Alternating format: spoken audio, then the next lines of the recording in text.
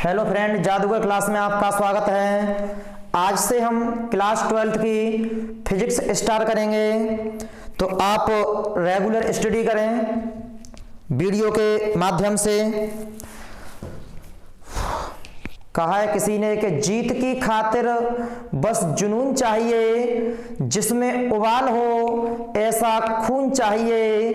यह आसमान भी आएगा जमीन पर, बस इरादों में जीत की गूंज चाहिए, बस इरादों में जीत की गूंज चाहिए। कहते हैं कि बुरे को कह दिया अच्छा तो हम शिकवा नहीं करते, और हम इन छोटी छोटी बातों की परवाह नहीं करते, हम इन छोटी छोटी बातों की परवाह नहीं करते। तो क्लास 12th की आज फर्स्ट यूनिट स्टार्ट करते हैं। यूनिट फर्स्ट, स्थिर वैद्युतिकी।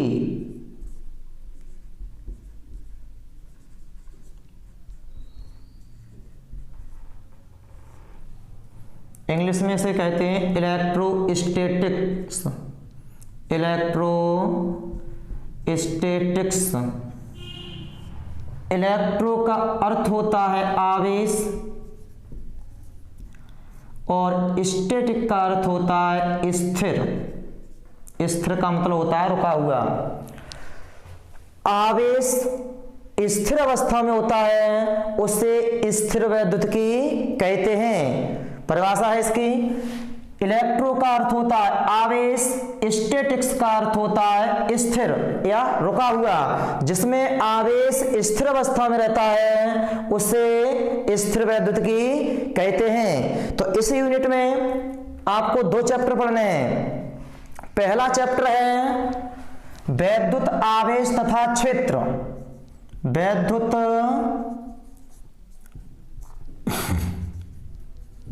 आवेश तथा क्षेत्र। इंग्लिश है इसकी इलेक्ट्रिक चार्ज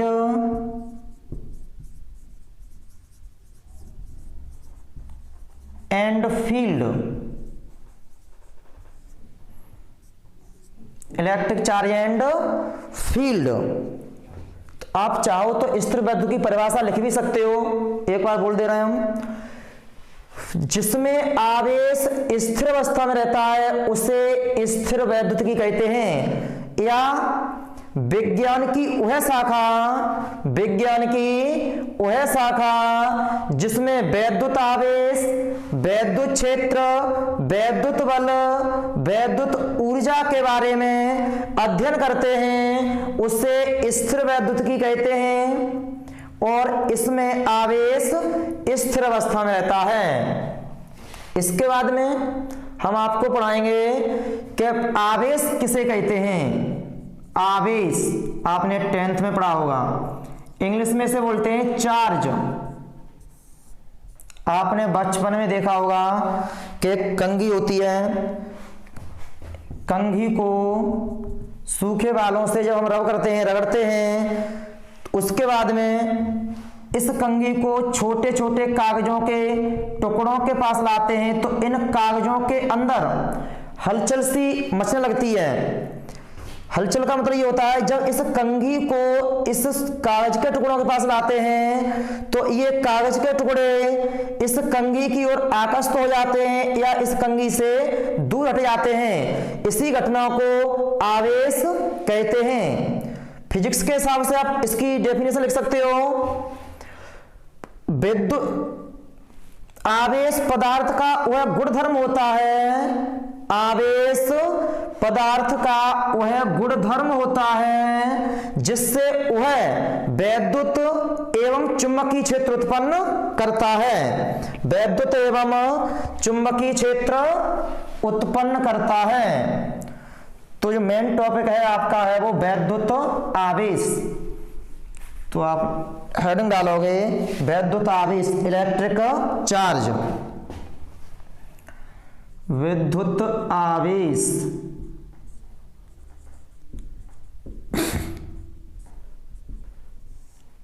इलेक्ट्रिक चार्ज।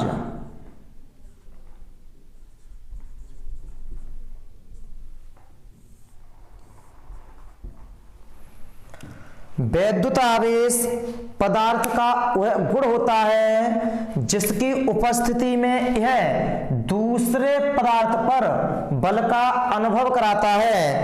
वैद्युत आवेश पदार्थ का वह गुण होता है जिसकी उपस्थिति में यह किसी अन्य वस्तु पर बल का अनुभव कराता है। जैसे जब हम इस मार्कर को बालों से रगड़ देते हैं, रगड़ने के बाद में यदि इस मार्कर को धूल के कणों के पास ले जाते हैं, धूल के कणों के पास ले जाते हैं, तो धूल के कण इस मार्कर की ओर आकर्षित हो जाते हैं, इस मार्कर पर वो आके चिपट जाते हैं, आकर्षित हो जाते हैं। इसी को क्या कहते हैं? विद्युत आवेश, इलेक्ट्रिक चार्ज। तो डेफिनेशन लिख सकते हो आप, विद्युत आवेश या वैद्युत आवेश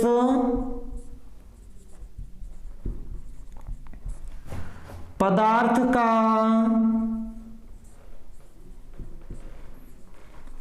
वह गुण होता है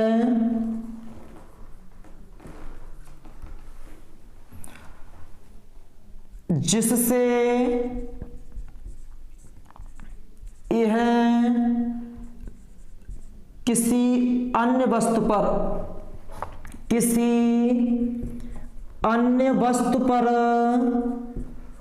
बल का अनुभव कराता है,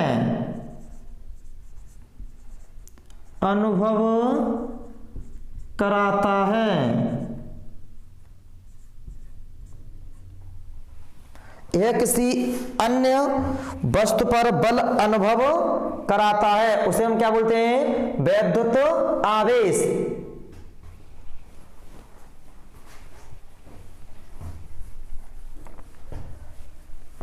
जैसे यदि इसका हम प्रैक्टिकल करते हैं तो एक वैद्युत आवेश कितने प्रकार का होता है, अब इसके बाद में बताएंगे हम वैद्युत आवेश कितने प्रकार का होता है और इसकी खोज कहां से हुई है। तो जब इसका प्रैक्टिकल किया था तो वैज्ञानिकों ने एक कांच की छड़ ली थी, पहले सबसे पहले ली थी एक कांच की छड़। इस कांच की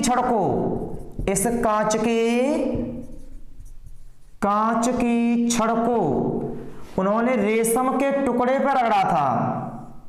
रेशम का ये टुकड़ा है, जब इस पर ये कांच की छड़ को रेशम के टुकड़े पर रगड़ा था तो इस कांच की छड़ पर ये कांच की छड़ आवेशित हो गई थी। जैसे इस मार्कर को जब हम इन बालों से रगड़ते हैं तो इन मार्कों पर क्या आ जाता है?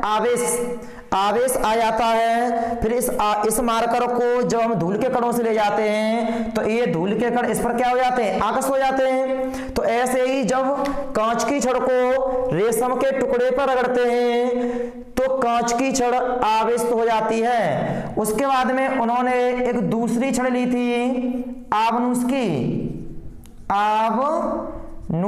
इस आबनूस की छड़ को उन्होंने इस बिल्ली की खाल पर रगड़ा। किसकी खाल है ये? बिल्ली की खाल पर रगड़ा तो ये जो आबनूस की छड़ थी ये भी आवेशित हो गई थी। ये भी कैसी हो गई थी?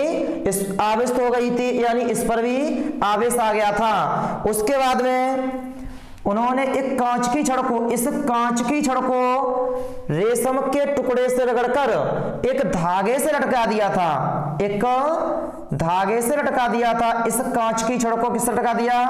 रेशम के टुकड़े से रगड़कर धागे से। उसके बाद में उन्होंने एक दूसरी छड़ ली कांच की छड़ ली तो इस दूसरी कांच की छड़ को भी उन्होंने रेशम के टुकड़े से रगड़कर जब ये उस कांच की छड़ को दूसरी कांच की छड़ को पहली वाली कांच की छड़ के समीप लाए थे तो ये पहली वाली छड़ प्रतिकर्षित हो गई थी।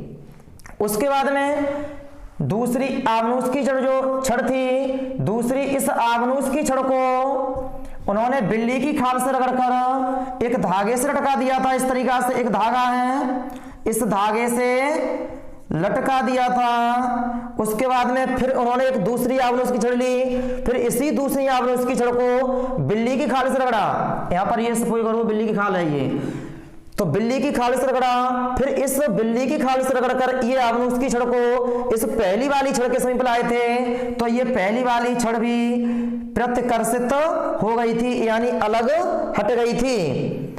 जब कांच की छड़ को रेशम से रगड़ते हैं और धागे पर लटका देते हैं, फिर दूसरी कांच की छड़ को भी रेशम से रगड़कर इस पहली वाली छड़ के समीप लाते हैं, तो पहली वाली छड़ कैसे हो जाती है? प्रत्यकर्षित हो जाती है। ऐसे ही दूसरी आवनुस की छड़ को बिल्ली की खाल से रगड़कर इस एक धागे से लटका देते हैं। उसके बाद में फिर दूसरी आवनुस की छड़ लेते हैं, इसको भी बिल्ली की खाल से रगड़ते हैं। बिल्ली की खाल से रगड़ने के बाद में इस पहली वाली छड़ के समीप लाते हैं, तो ये पहली वाली छड़ प्रत्यकर्षित हो जाती है। उसके बाद में उन्होंने दोनों विपरीत छड़ें ली थी, एक कांच की छड़ ली थी और एक आवनुस की छड़ ली थी। जैसे ये कांच की छड़ है, इस कांच की छड़ को रगड़कर किससे रगड़ा जाता है? रेशम के टुकड़े से। कांच की छड़ को रेशम के टुकड़े से रगड़कर इस तरीका से धागे से लटका दो, धागे से लटका देते हैं इस कांच की छड़ को। फिर दूसरी छड़ लेते हैं आवनुस की छड़ को बिल्ली की खाल से रगड़कर जब इसके समीप लाते हैं, तो ये जो पहली वाली छड़ होती है वह आकर्षित हो जाती है। वह कैसे हो जाती है? आकर्षित। पहले क्या हुआ था, हम समान प्रकार की छड़ें लेते थे, कांच की छड़ को रेशम के टुकड़े से रगड़कर धागे से लटकाते थे, फिर दूसरी कांच की छड़ लेते थे, दूसरी कांच की छड़ को रेशम के टुकड़े से रगड़ते हैं। उसके बाद में इस पहली वाली कांच की छड़ के समीप लाते हैं, तो पहली वाली छड़ कैसे हो जाती है? प्रत्यकर्षित हो जाती है। उसके बाद में आवनुस की छड़ को बिल्ली की खाल से रगड़कर इस पहली वाली छड़ एक धागे से लटकाते हैं। उसके बाद में फिर आवनुस की छड़ी लेते हैं, दूसरी भी आवनुस की छड़ को बिल्ली की खाल से रगड़कर जब हम इस पहली वाली छड़ के समीप लाते हैं, तो ये पहली वाली छड़ कैसे हो जाती है? प्रत्यकर्षित हो जाती है। जब हम समान प्रकार की ये छड़ें लेते हैं, तो एक दूसरे को क्या करती हैं? वो प्रत्यकर्षित। लेकिन बाद में क्या देखा उन्होंने? दोनों एक कांच की छड़ को लिया, रेशम के टुकड़े से रगड़कर एक धागे से लटका दिया। उसके बाद में दूसरी आवनुस की छड़ ली, उसको बिल्ली की खाल से रगड़कर और इस पहली वाली छड़ के समीप लाए थे, तो ये पहली वाली छड़ कैसी हो गई थी? आकर्षित हो गई थी। इस प्रकार यह देखा गया था कि कांच की छड़ पर और आवनुस की छड़ पर भिन्न भिन्न प्रकार का आवेश होता है। कांच की छड़ पर और आवनुस की छड़ पर कैसा आवेश होता है? भिन्न भिन्न प्रकार का आवेश होता है, अलग अलग आवेश होता है। लेकिन सन 1750 ईस्वी में, सन 1750 ईस्वी में एक अमेरिका के वैज्ञानिक थे फ्रैंकलिन, अमेरिका के वैज्ञानिक थे फ्रैंकलिन, जिन्होंने बताया था जो कांच की छड़ पर जो आवेश आता है वह धनावेश आता है, और जो आवनुस की छड़ पर जो आवेश आता है वह ऋणावेश होता है। इस प्रकार आवेश कितने प्रकार के होते हैं? 2 प्रकार के। यहां से बस ये टॉपिक पेपर में नहीं आता है, केवल बस ये बताया था। इससे ये स्पष्ट होता है कि जो कांच की छड़ है उस पर जो आवेश होता है वह धनावेश होता है, जो आवनुस की छड़ है उस पर आवेश कौन सा होता है? ऋणावेश होता है। इस प्रकार जो आवेश होते हैं वो कितने प्रकार के होते हैं? 2 प्रकार के, धनावेश और ऋणावेश। धनावेश और ऋण आवेश, इसे बोलते हैं इंग्लिश में पॉजिटिव चार्ज, इसे बोलते हैं नेगेटिव चार्ज। इसके बाद में हम बताएंगे कि ये जो छड़ें आवेशित होती हैं या किसी चालक पर आवेश आ जाता है, तो आवेशित होना, किसी चालक का आवेशित होना या न होना किसकी जिम्मेदारी होती है? तो जो ये पहले तो ये बताओ चालक क्या होते हैं? आपने 6th 7th 8th 9th में पढ़ा होगा। चालक वे पदार्थ होते हैं जिनमें धारा का प्रवाह होता है या जिनमें मुक्त इलेक्ट्रॉनों की संख्या होती है। जिनमें मुक्त इलेक्ट्रॉनों की संख्या होती है उनमें ही धारा का प्रवाह होता है और उन्हें ही हम चालक कहते हैं, और जिनमें मुक्त इलेक्ट्रॉनों की संख्या नहीं होती है उन्हें क्या बोलते हैं? कुचालक। जिसमें धारा प्रवाहित नहीं होती है उन्हें कुचालक कहते हैं। ये 10th में पढ़ा होगा आपने। तो हम आपको ये बताएंगे किसी भी चालक का आवेशित होना या न होना किसकी जिम्मेदारी होती है। तो अगर कोई चालक है, अगर उस पर आवेश आता है या यहां से आवेश निकलता है, वो केवल इलेक्ट्रॉन की जिम्मेदारी होती है, प्रोटॉनों की नहीं। क्योंकि जो प्रोटॉन होता है वो इस नाभिक के अंदर होता है और जो इलेक्ट्रॉन होते हैं वो इस नाभिक के चारों ओर क्या लगाते हैं? चक्कर लगाते हैं।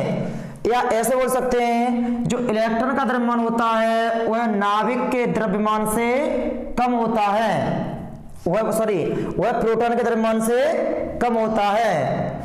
तो किसी भी चालक का आवेशित होना या न होना, किसी भी चालक का आवेशित होना या न होना सिर्फ इलेक्ट्रॉन की जिम्मेदारी होती है, प्रोटॉनों की नहीं। क्योंकि जो प्रोटॉन होता है वो नाभिक के अंदर होता है, या बोल सकते हैं कि प्रोटॉन का जो द्रव्यमान होता है वह इलेक्ट्रॉन के द्रव्यमान से अधिक होता है। इस कारण ये जो प्रोटॉन होता है वो नाभिक से बाहर नहीं जाता है। तो अगर कोई आपको पूछता है कि जो कोई चालक आवेशित होता है तो वो किसकी जिम्मेदारी होती है? तो इलेक्ट्रॉन की जिम्मेदारी होती है। जब किसी चालक पर इलेक्ट्रॉन आ जाते हैं, जब किसी, नोट पॉइंट में लिख सकते हो आप, ये नोट पॉइंट, जब किसी चालक पर इलेक्ट्रॉन आ जाते हैं, इलेक्ट्रॉन आ जाते हैं तो वह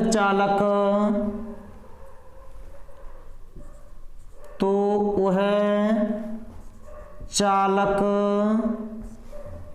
ऋण आवेशित हो जाता है, ऋण आवेशित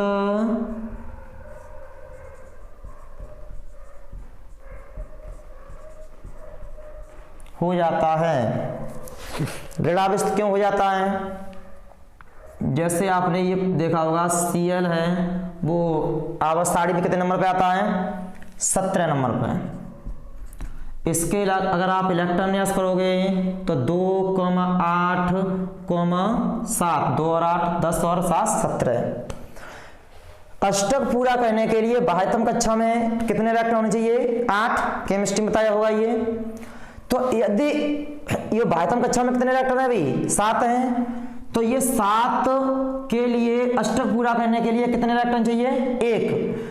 आप ये बताओ, ये 7 वाला 1 से साया करेगा या 1 वाला इस पे 7 पे आएगा? तो ये 7 वाले के पास कौन सा आएगा? 1 इलेक्ट्रॉन आएगा। जब इसमें किसी चालक पर 1 इलेक्ट्रॉन आ जाता है तो वह चालक कैसा हो जाता है? ऋण आवेशित। चालक पर जितने इलेक्ट्रॉन आते हैं उतने ही इस पर क्या आएंगे? ऋण। अगर इसमें इलेक्ट्रॉन 2 आते हैं तो यहाँ पर 2 ऋण आएंगे। अगर इलेक्ट्रॉन 3 आते हैं तो यहाँ पर कितने ऋण आएंगे?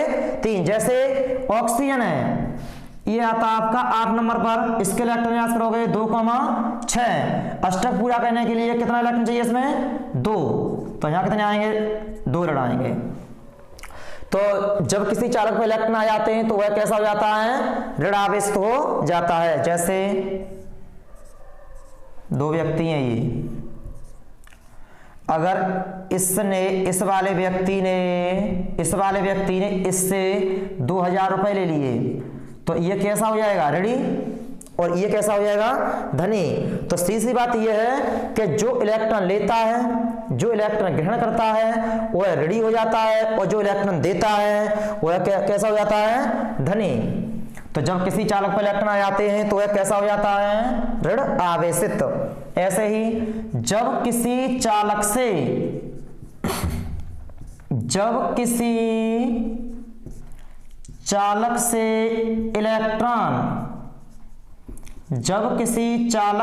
इलेक्ट्रॉन निकल जाते हैं, इलेक्ट्रॉन निकल जाते हैं तो वह धन आवेशित हो जाता है, धन आवेशित हो जाता है। जैसे Na सोडियम आवर्त में कितने नंबर पे आता है? 11 नंबर पे। इसके इलेक्ट्रॉन न्यास करोगे 2,8,1। तो इससे बाह्यतम कक्षा में 8 इलेक्ट्रॉन चाहिए, तो ये इलेक्ट्रॉन क्या करेगा? 7 वाले से साझा करेगा, तो इसमें से एक इलेक्ट्रॉन निकल जाएगा। इसमें से जब एक इलेक्ट्रॉन निकलेगा यहाँ से, जब ये एक इलेक्ट्रॉन निकल जाएगा तो इस पर कितने धन आएंगे? एक धन आएगा। ऐसे ही कैल्शियम आवर्त सारणी में 20 नंबर पे आता है। इलेक्ट्रॉन न्यास करोगे 20 के 2,8,2 यही इलेक्ट्रॉन न्यास होंगे। 2, 8, 10, 10, 18, 18, 2, 20। तो यहां से ये 2 इलेक्ट्रॉन निकल जाएंगे। जब यहां से 2 इलेक्ट्रॉन निकल जाएंगे तो इस पर कितने धन आएंगे? 2। उसके बाद में एल्यूमिनियम, ये आवर्त सारणी में आता है 13 नंबर पे। इसके इलेक्ट्रॉन न्यास करोगे 2,8,3। यहां से ये 3 इलेक्ट्रॉन निकल जाएंगे, तो इस पर कितने धन आएंगे? 3 आएंगे, 3 धन आएंगे। तो ये आप नोट कर लो। जब किसी चालक पर इलेक्ट्रॉन आ जाते हैं तो वह ऋणावेशित हो जाता है, और चालक से इलेक्ट्रॉन निकल जाते हैं तो वह धनावेशित हो जाता है।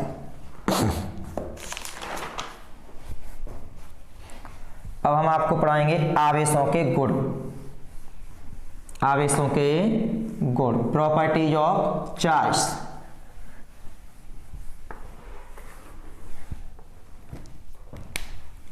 आवेशों के गुण।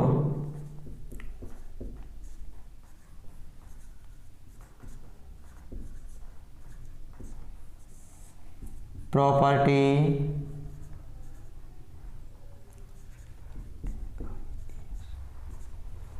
Of charge.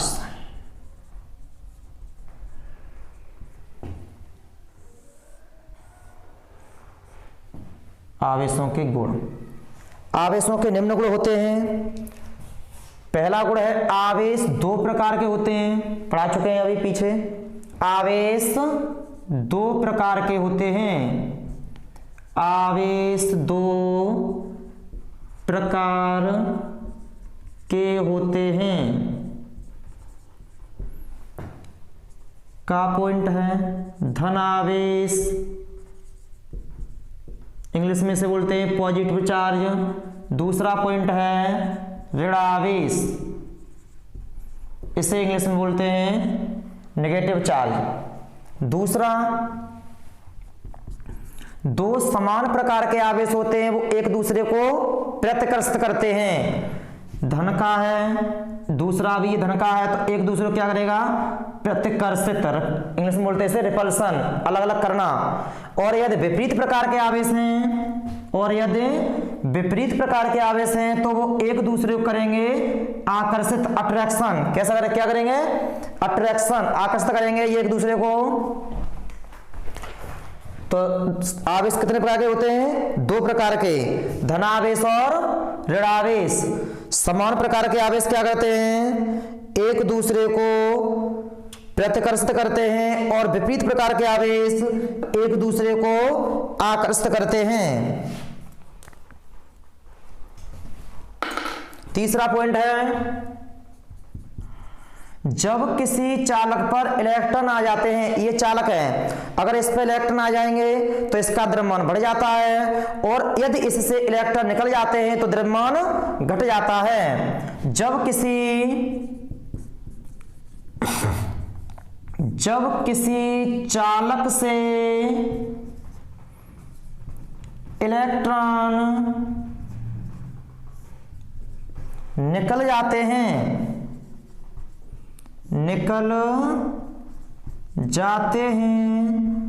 तो उसका द्रव्यमान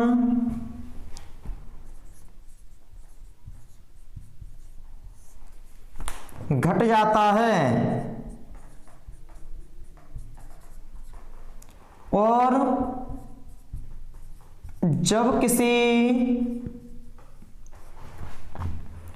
चालक पर इलेक्ट्रॉन आ जाते हैं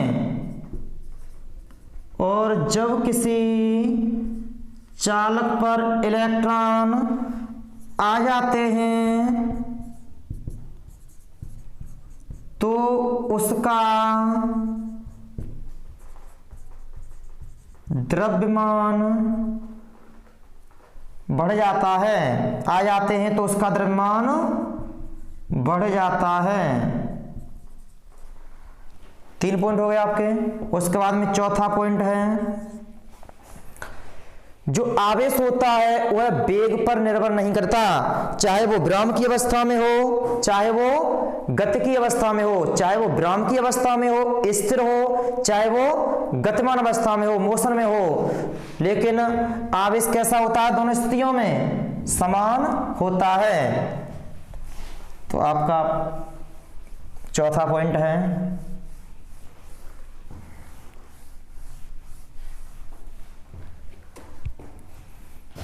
चौथा पॉइंट है, आवेश वेग पर निर्भर नहीं करता, निर्भर नहीं करता, चाहे वो विराम की अवस्था में हो,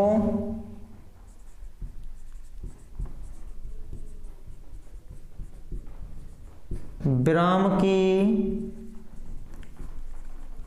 अवस्था में हो,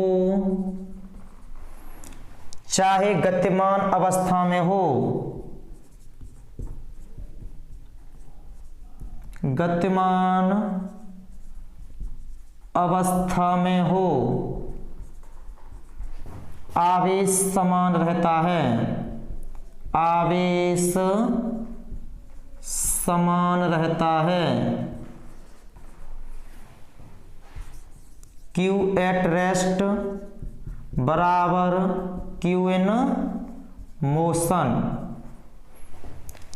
रेस्ट विराम की अवस्था, मोशन गतिमान अवस्था, दोनों में आवेश कैसा रहता है? समान। 5वां पॉइंट है आपका, किसी निकाय का कुल आवेश या किसी पिंड का कुल आवेश उसके कणों पर भिन्न भिन्न आवेशों के बीजगणितीय योग के बराबर होता है। समझ लो, जैसे ये कोई पिंड है, पता होगा पिंड जो होता है वो छोटे छोटे कणों से मिलकर बना होता है और प्रत्येक कण का क्या होता है? आवेश होता है। प्रत्येक कण का क्या होता है?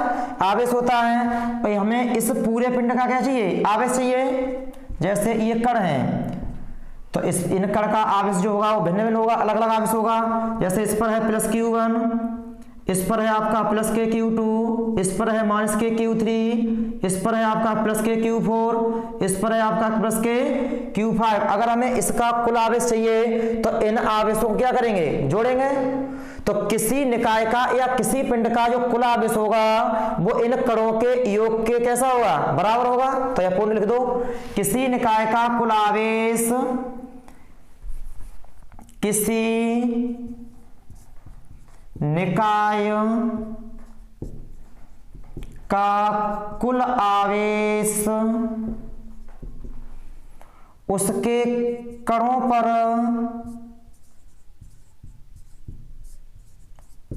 भिन्न भिन्न आवेशों के भिन्न भिन्न आवेशों के बीजगणितीय योग के बराबर होता है। बीजगणितीय योग के बराबर होता है। सूत्र बनाना चाहो तो ये सूत्र बन जाएगा आपका, कुल आवेश Q बराबर, ये सभी आवेशों को जोड़ दो, प्लस के Q1 प्लस के Q2 माइनस के Q3 प्लस के Q4 प्लस के Q5। ये फॉर्मूला बनेगा आपका। 6वां पॉइंट है, आवेशों का संरक्षण, कंजर्वेशन ऑफ चार्ज। 6वां पॉइंट है,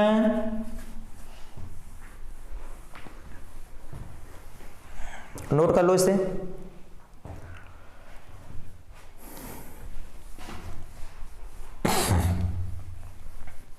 छठवां पॉइंट है आपका आवेशों का संरक्षण, कंजर्वेशन ऑफ चार्ज।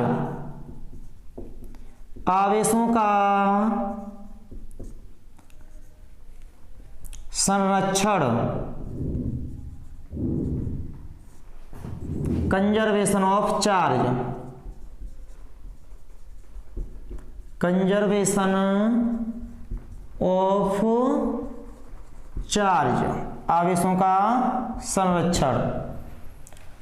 11th में हमने आपको बताया था ऊर्जा का संरक्षण, उसमें पढ़ाया था आपको ऊर्जा को न तो उत्पन्न किया जा सकता है और न ही नष्ट किया जा सकता है, बल्कि ऊर्जा को एक रूप से दूसरे रूप में बदला जा सकता है। सेम वैसे ही परिभाषा इसकी होगी, आवेश को न तो उत्पन्न किया जा सकता है और न ही नष्ट किया जा सकता है, बल्कि एक चालक से दूसरे चालक में ट्रांसफर किया जा सकता है या स्थानांतरित किया जा सकता है। तो इसकी परिभाषा है आवेश को न तो उत्पन्न किया जा सकता है,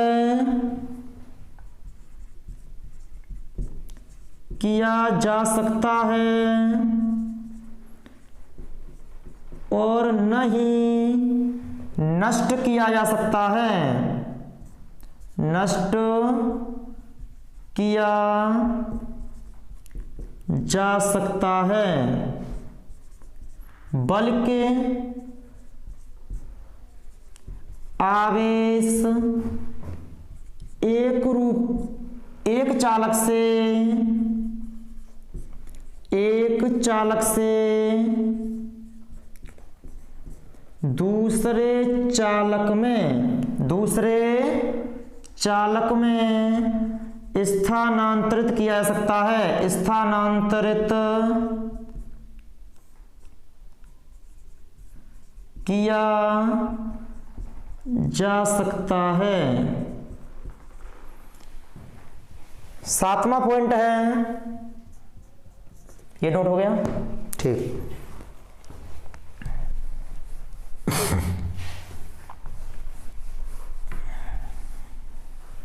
7वां पॉइंट है आवेशों का क्वांटीकरण, इंग्लिश में से बोलते हैं quantization of charge, quantization of charge, आवेशों का क्वांटीकरण, आवेशों का क्वांटीकरण, इंग्लिश में से बोलते हैं quantization of charge, quantization of charge, आवेशों का क्वांटीकरण। तो ये पता होना चाहिए, इलेक्ट्रॉन और जो प्रोटॉन होते हैं उन्हें हम बोलते हैं मूल आवेश। क्या बोलते हैं? मूल आवेश। अगर कोई ये पूछता है कि मूल आवेश क्या होते हैं, तो इलेक्ट्रॉन और प्रोटॉन के आवेश को ही मूल आवेश कहते हैं। इससे स्मॉल ई से प्रदर्शित करते हैं। जो आवेश इलेक्ट्रॉन पर होता है वही आवेश होता है आपका प्रोटॉन पर। इलेक्ट्रॉन का आवेश होता है -1.6 × 10⁻⁻19 किलो कूलम, और जो प्रोटॉन पर आवेश होता है वह होता है +1.6 × 10⁻⁻19 कूलम। केवल डिफरेंस इतना है कि इलेक्ट्रॉन पर आवेश ऋण का होता है और प्रोटॉन पर आवेश धन का होता है। दोनों को किससे प्लस करते हैं हम? ई से। अगर प्रोटॉन होगा तो प्लस में आवेश लेंगे, अगर इलेक्ट्रॉन होगा तो आवेश किस में लेंगे? माइनस में। फॉर्मूला होता है इसका। आप इसके क्वांटिकरण की परिभाषा बताएंगे, पहले फॉर्मूला लिखो +- के Ne। जो ये Q है ये है कुल आवेश, जैसे ये चालक है। अगर हम इस पे कुल आवेश निकालेंगे, इसका कुल आवेश निकालेंगे, तो जितने इसके अंदर इलेक्ट्रॉन होंगे, जितने इसके अंदर इलेक्ट्रॉन होंगे उन इलेक्ट्रॉनों में एक आवेश का गुणा कर देंगे, टोटल आवेश आ जाएगा। जहां n जो है उसका मान होगा, जहां n बराबर रखेंगे 1 2 3 4 5, यानी n का मान कुछ भी हो सकता है। जहां n कैसी, n का जो मान लेंगे वो पूर्ण संख्या लेंगे, पूरी संख्या लेंगे, 1 2 3 4 5 या और जो भी होगा 1.25, 2.25, 3.25, 3.25, 4 ये मान नहीं लेंगे। n का मान जो होगा वो कैसा होगा हमारा पूरा पूरा, यानी पूर्ण संख्या होनी चाहिए। e क्या है हमारा मूल आवेश। तो यहां से परिभाषा बन सकती है आवेश को क्वांटिटी की, किसी वस्तु या चालक पर कुल आवेश, ये कुल आवेश मूल आवेश का पूर्ण गुणज होता है। क्या कहते हैं इसे, आवेश का क्वांटीकरण। किसी वस्तु या कण पर आवेश मूल आवेश का पूर्ण गुणज होता है। यहां परिभाषा लिख दो आप चाहो तो, किसी वस्तु या कण पर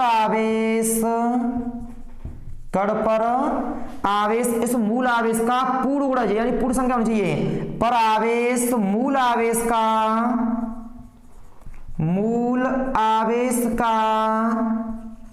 पूर्ण गुणज होता है। तो ये आवेशों के क्या हो गए, गुण। आवेशों के ये गुण अच्छी तरीका से आप याद कर लेना, क्योंकि यहां से 1 नंबर का भौतिक भी क्वेश्चन बन सकता है।